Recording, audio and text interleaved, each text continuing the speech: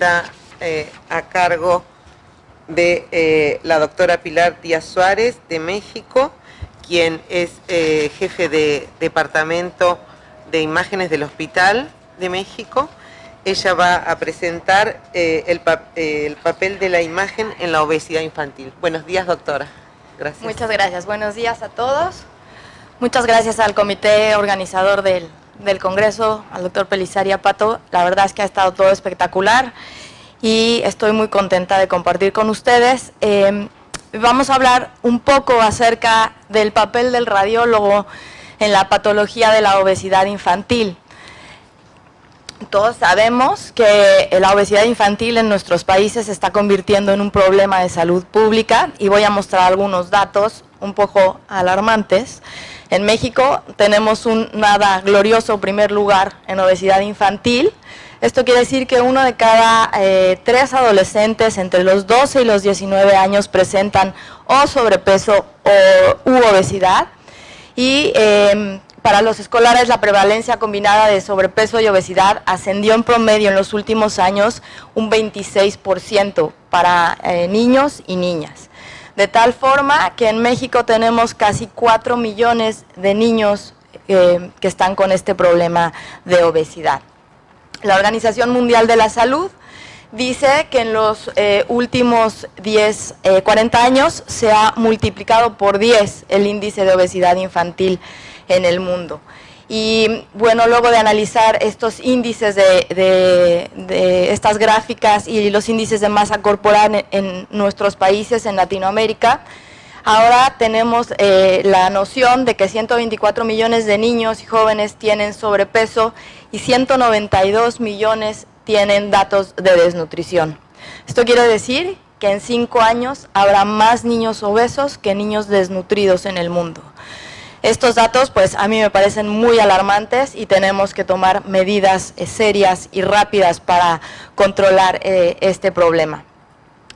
La obesidad, según la FAO, está matando a más niños, a más personas que el narcotráfico, el crimen, la violencia y los conflictos en nuestras regiones.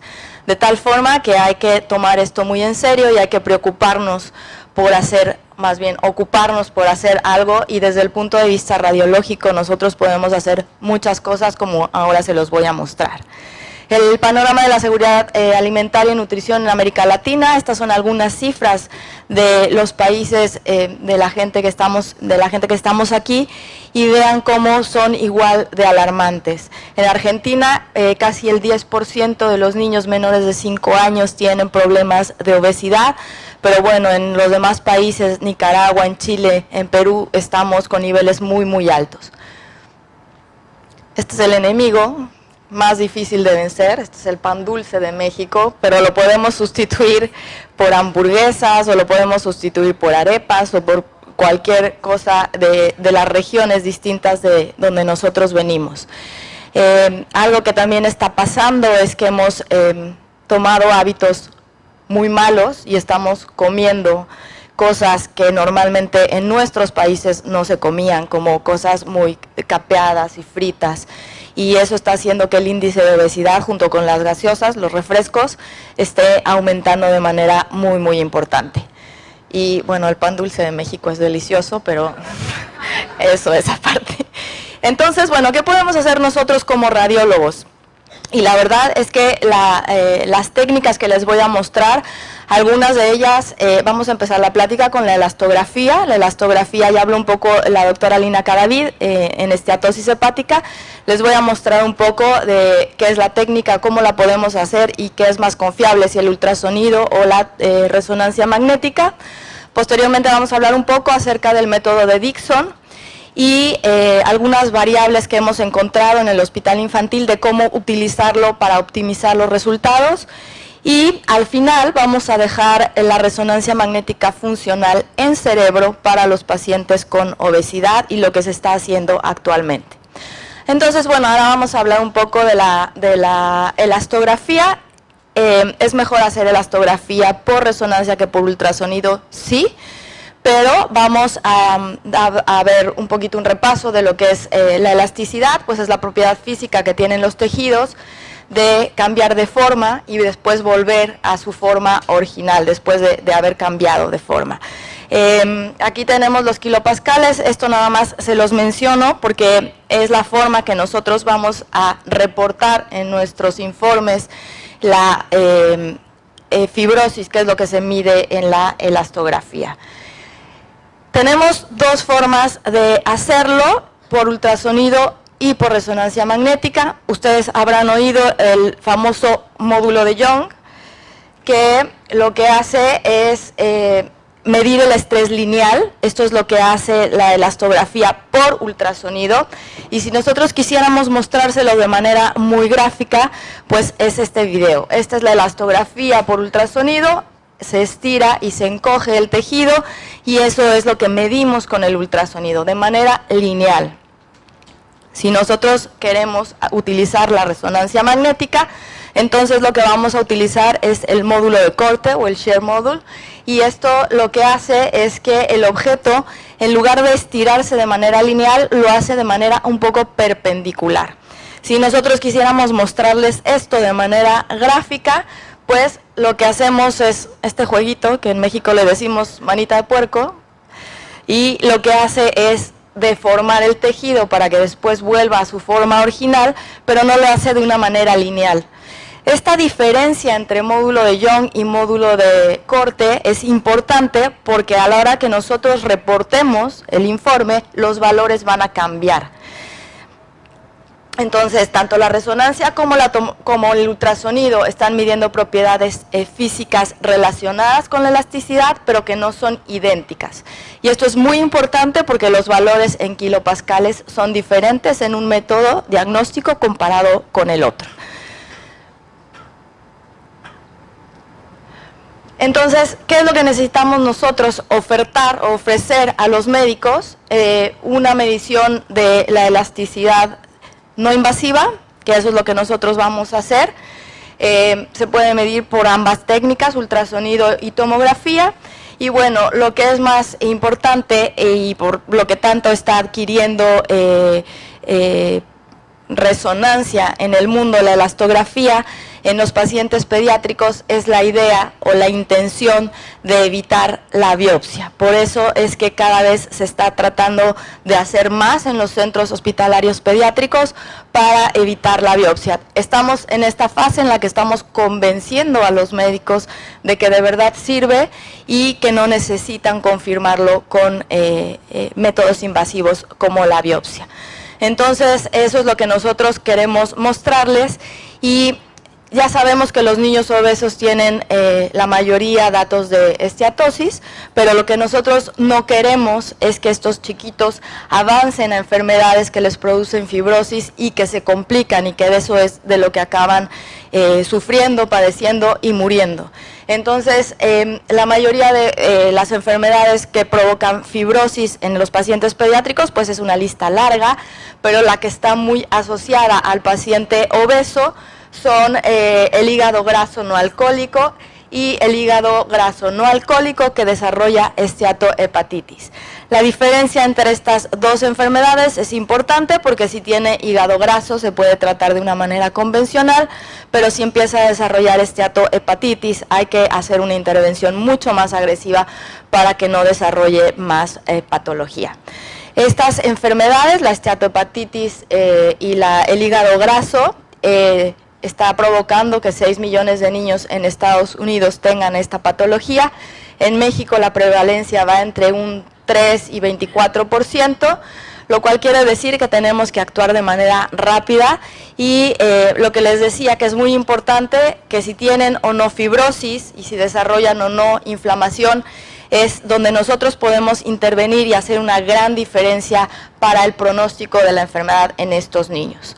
En México cada vez más pacientes a menor edad consultan a los endocrinólogos por tener esta patología.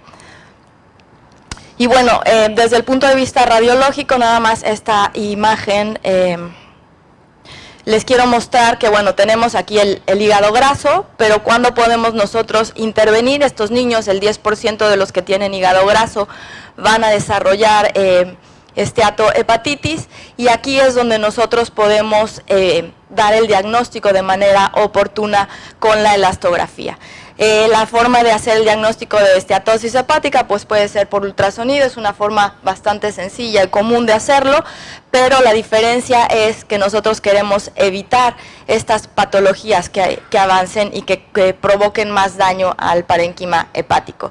Si recuerdan, en realidad la fibrosis propiamente no provoca síntomas en el paciente como para que nosotros sospechemos clínicamente, pero una vez que está avanzada y que provoca una cicatrización desmesurada en el parénquima hepático, pues los chiquitos empiezan a tener datos, por ejemplo, de hipertensión portal, y entonces ya tenemos complicaciones. Ahora hay tratamientos que pueden contrarrestar este daño hepático, de tal forma que el papel del radiólogo es muy importante en el diagnóstico oportuno para tratar otra vez de evitar la biopsia en estos chiquitos. Y bueno, la biopsia actualmente sigue siendo el gold estándar, pero es un gold estándar bastante imperfecto porque es costoso, los pacientes se tienen que quedar internados, necesitan sedación. Y lo más importante es que el reporte patológico tiene mucha variabilidad entre patólogo y patólogo y no existe un sistema histológico validado para fibrosis hepática en pacientes pediátricos. Entonces el índice de error pues es alto.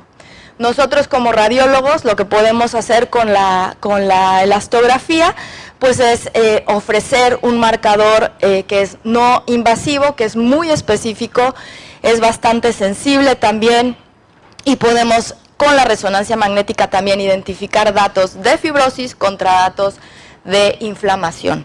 Entonces eso hace una gran diferencia para el pronóstico del paciente. Vamos nada más a hacer una pequeña visualización de las metodologías que tenemos por ultrasonido. Casi pues todas las marcas comerciales venden sus equipos, ya están disponibles en casi todas ellas con las diferentes técnicas. Tenemos el módulo estático de compresión, que ahora les voy a explicar qué es, y los que más usamos, ya la doctora Cadavid había mencionado que ella usaba el método ARFI, que es el método que nosotros también utilizamos en el hospital infantil, y algunas de las casas comerciales son básicamente iguales en las diferentes técnicas. Todos tienen sus características específicas, algunos son mejores técnicas en alguna de estas formas de hacer el ultrasonido, pero en realidad todos funcionan de manera muy similar. Cuando nosotros utilizamos el método estático manual, pues lo que hacemos literalmente, podía haber puesto un pan dulce aquí, hubiera servido igual, pero como estamos hablando de obesidad, una gelatina. Y entonces lo que hacemos es comprimir con el transductor, y cuando regresa el tejido a su forma original, nosotros podemos medir a través de los kilopascales el nivel de rigidez. Esta es una de las formas que nosotros tenemos de hacer los estudios, y vean aquí nada más un ejemplo para que ustedes vean. Son pacientes adolescentes que tenían dolor abdominal. Esta chiquita no tenía inflamación, se le hace la elastografía, vean cómo esta zona está ecogénicamente normal, no tiene datos de inflamación y tiene estas zonas azules que lo que nos indican son las zonas de tensión. Acuérdense que en la elastografía a menor tensión hay mayor rigidez, de tal forma que en esta otra pequeñita que sí tenía datos de inflamación y que lo vemos desde el ultrasonido normal, vean cómo están los tejidos totalmente alterados y los datos de rigidez son mucho más altos que en la paciente que no tenía estos datos de inflamación. Entonces, bueno, los métodos que también podemos utilizar, el FibroScan, pues la verdad es que nosotros no lo utilizamos en el hospital, no correlaciona con ninguna imagen. A veces los cirujanos les gusta porque lo pueden hacer como de manera muy sencilla, pero la verdad es que no tiene imagen y entonces a nosotros no nos gusta.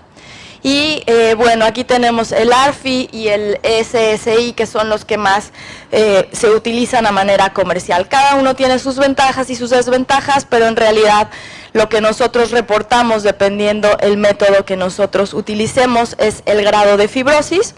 Y vean cómo diferentes métodos reportan diferentes niveles de kilopascales. Eso es muy importante porque a la hora que ustedes reporten tienen que decir con qué método lo están haciendo, porque no es lo mismo reportar con un ARFI que con un FibroScan, y hay que ser muy cautelosos en eso y explicarle a los cirujanos o a quien esté pidiendo el estudio estas diferencias. Está ya el ultrasonido aceptado para la evaluación de la fibrosis hepática en los niños, sí, y ya se han hecho metaanálisis. ¿Con qué hay que tener cuidado en el ultrasonido? Pues que la ingesta reciente de alimentos aumenta la rigidez hepática y que los niños no deben ser anestesiados porque también aumenta la rigidez hepática después del proceso o durante el proceso de anestesia. Entonces, ahora vamos a ver un poco acerca de la resonancia, de la elastografía por resonancia, cómo se mide la rigidez a este nivel y qué diferencias tenemos con el ultrasonido. Este sistema en realidad es bastante nuevo, se desarrolló en la Clínica Mayo por el doctor Egham. Y bueno, aquí ya les explicamos que lo que utilizamos es el módulo de corte, es un corte diagonal, a diferencia del lineal que se usa en el ultrasonido.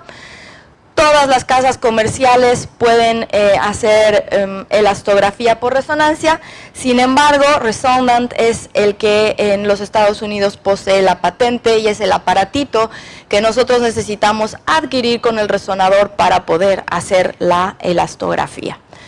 Las ventajas, pues, es que se puede hacer en pacientes que tengan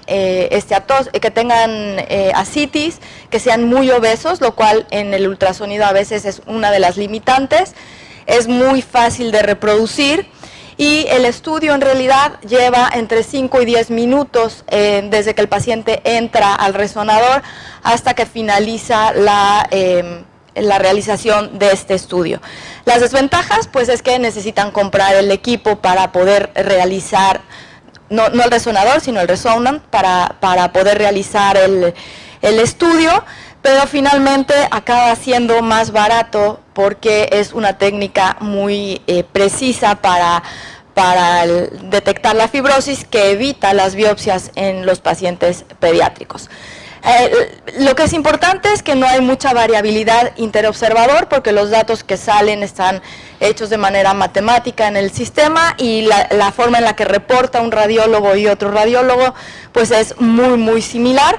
Se puede repetir inclusive en resonadores de 1.5 teslas o de 3 teslas y la variabilidad es muy baja. Este es el equipo. Para los que no lo conocen o no hacen elastografía por resonancia, estas dos partes van por fuera del resonador porque tienen metal.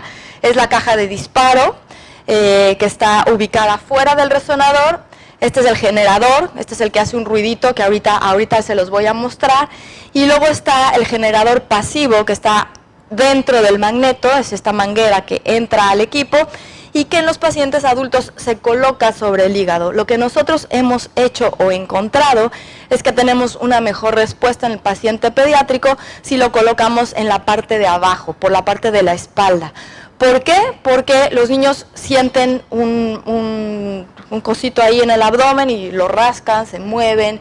En cambio, si lo ponemos por la parte de atrás, adyacente a la espalda, en la zona del hígado, pues los chiquitos no lo sienten cuando están acostados, no lo tocan, no se mueve y el estudio nos queda mucho mejor. Este es el video, va a sonar, este es el aparatito. ¿No sonó?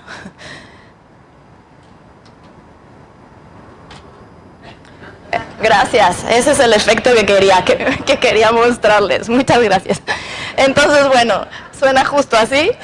Y bueno, lo que nosotros vamos a encontrar, ya la imagen postprocesada. La imagen postprocesada tenemos diferentes fases y lo que nosotros le vamos a reportar a los médicos pues es una escala en kilopascales en donde los tejidos muy suaves o no rígidos van de 0 a 2 kilopascales y los tejidos más rígidos pueden llegar hasta los 4 o 5 kilopascales. El valor de corte, donde nosotros empezamos a decir que tienen rigidez hepática, es a partir de los 2.7, este es importante que lo recordemos.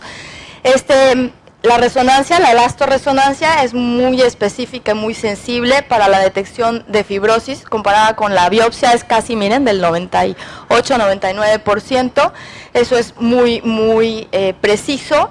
En los pacientes adultos el hígado normal está hasta 2.2, el valor de corte ya les habíamos dicho que es hasta 2.7, y algo que está pasando con la elastografía es que estamos encontrando que es mejor que la difusión para la detección de tumores malignos. El límite para, o la sensibilidad que nosotros hemos encontrado y que está reportado en la literatura, es que por arriba de 5 kilopascales son tumores malignos, por abajo de 5 kilopascales la mayoría son tumores benignos.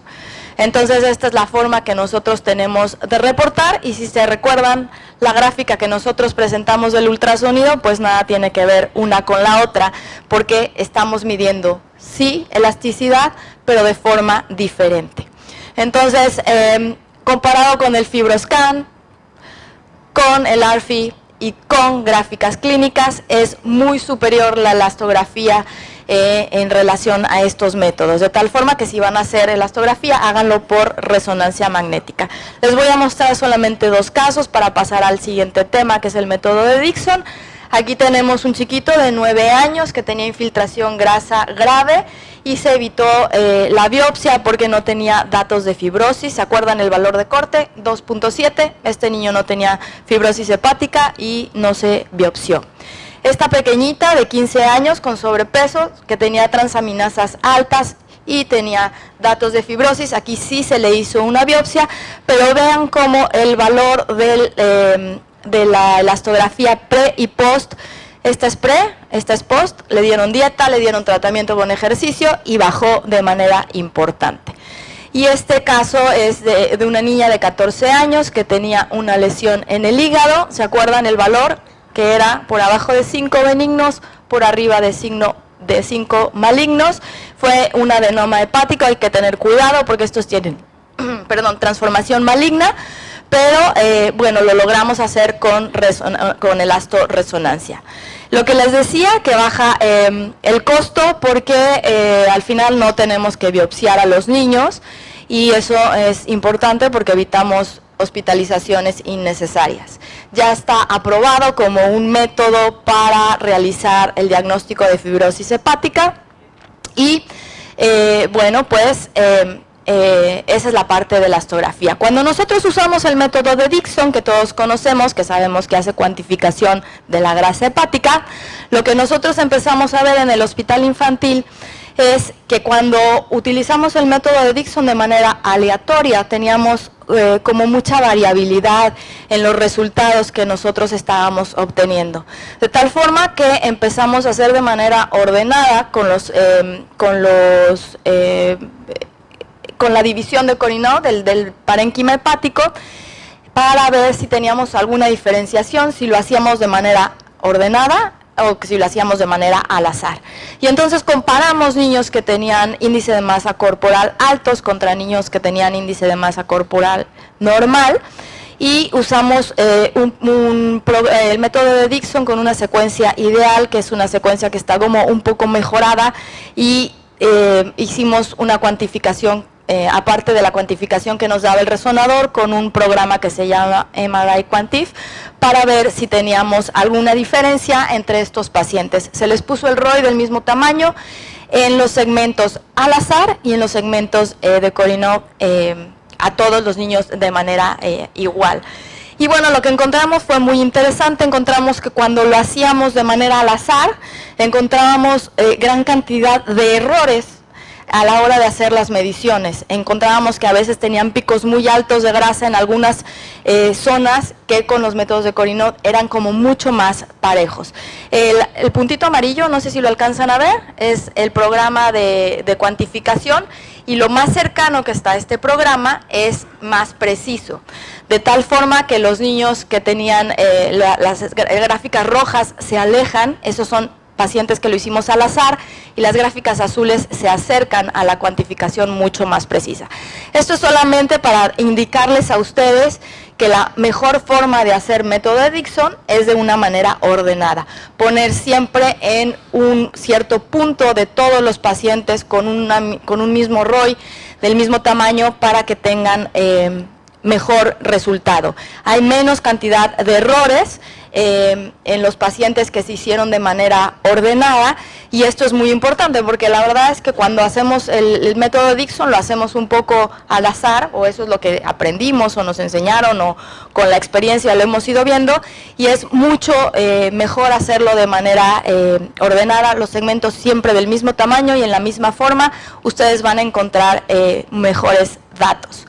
Y algo que encontramos de manera incidental es que también, como saben, el método de Dixon también mide hierro, y entonces en los pacientes, esto de arriba es la gráfica del índice de masa corporal, estos los errores que tuvimos con los pacientes que hicimos al azar, y la gráfica de abajo fueron los pacientes que hicimos de manera ordenada.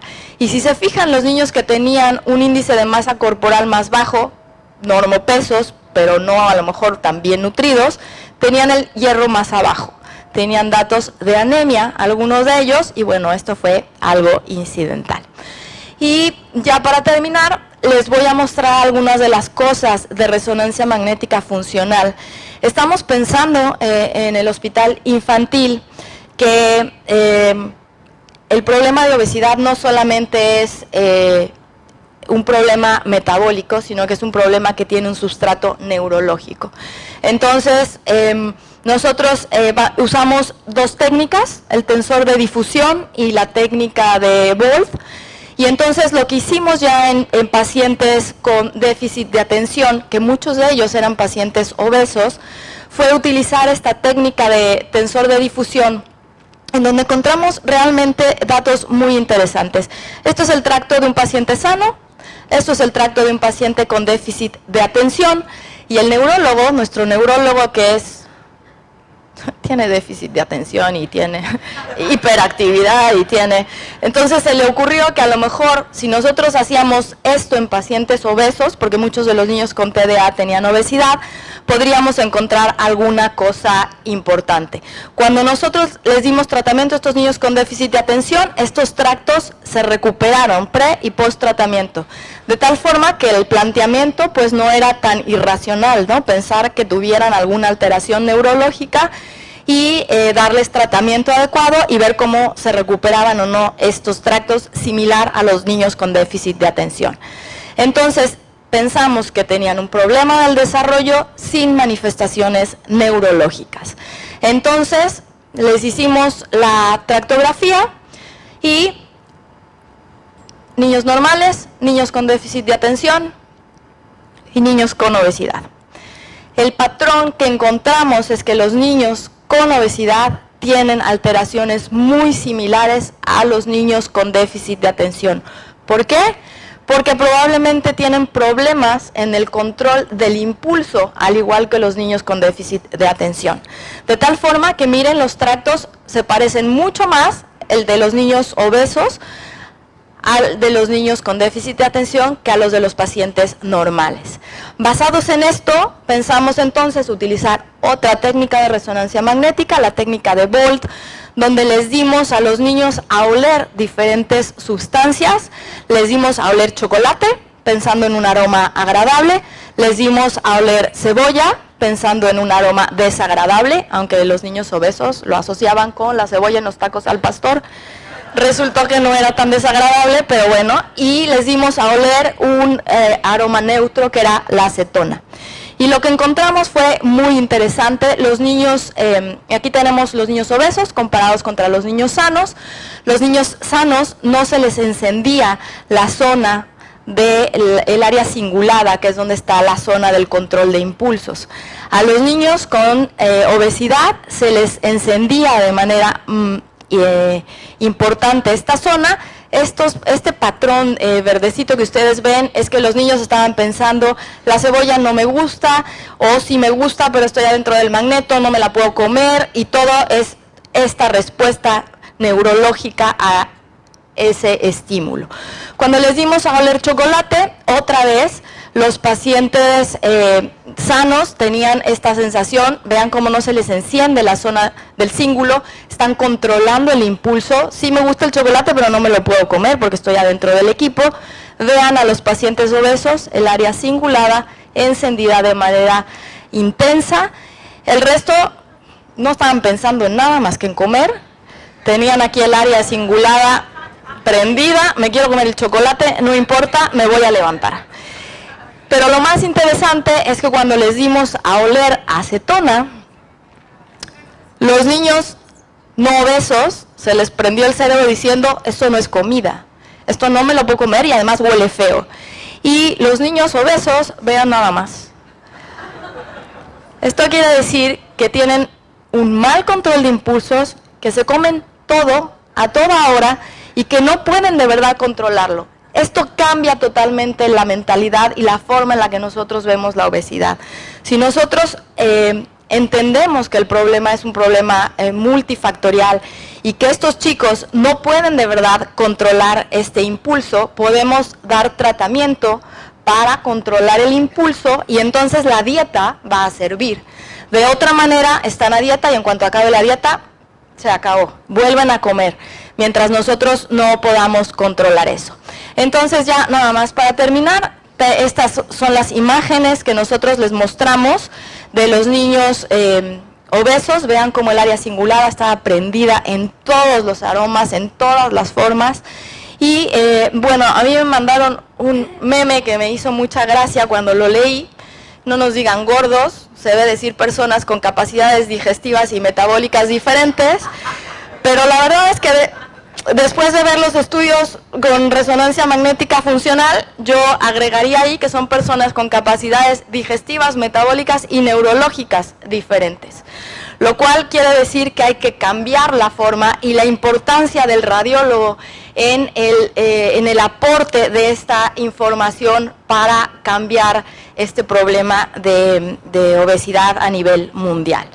Entonces, es un problema de salud pública, tenemos ya los datos suficientes como para mostrar que hay que tratarlo de manera multifactorial.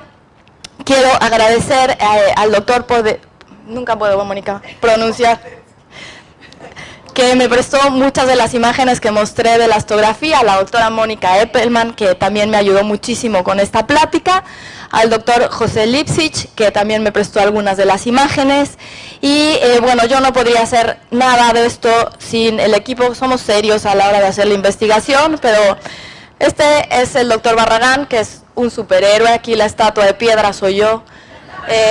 Estos son mis técnicos, que estamos todos disfrazados para el Día del Niño, lo hacemos cada año, la física, y bueno, y yo de maléfica, que algunas veces sí me porto así. Bueno, pues muchas gracias, es todo y nada más.